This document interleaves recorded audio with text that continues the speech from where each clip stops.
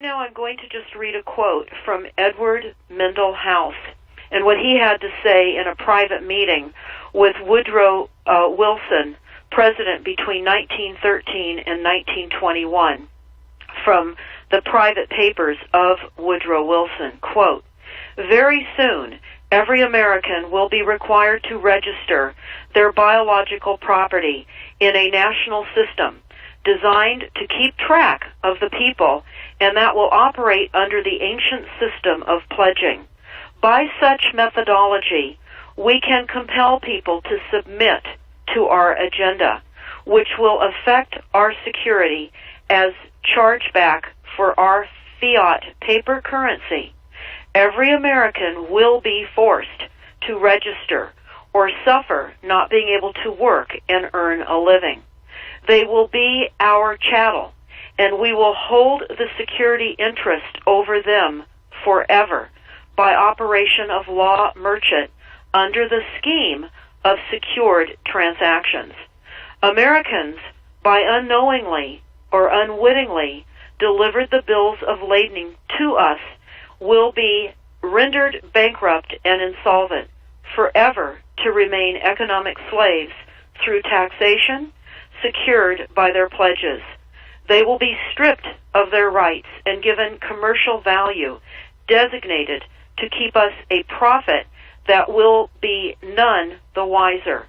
For not one man in a million could ever figure out our plans, and if by accident one or two would figure it out, we have in our arsenal plausible deniability. After all, this is the only logical way to fund government, by floating liens and debt to the registrants in the form of benefits and pledges.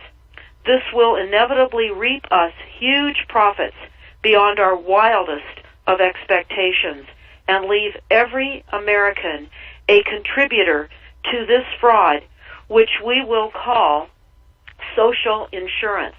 Without realizing it, every American will insure us for any loss we may incur, and in this manner, every American will unknowingly be our servant, however begrudgingly.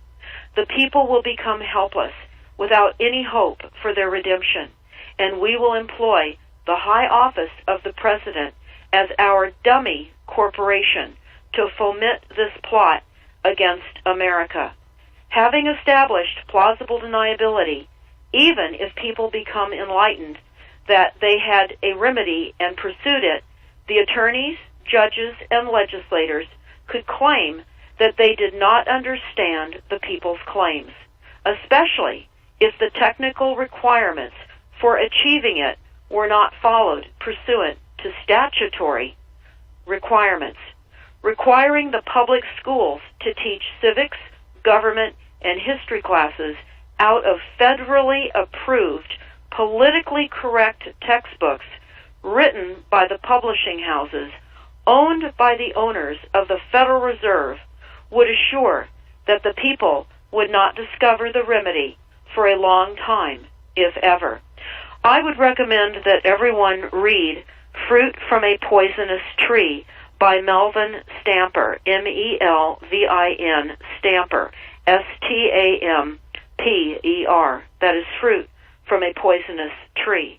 This is out of Chapter 2 of Fruit from a Poisonous Tree.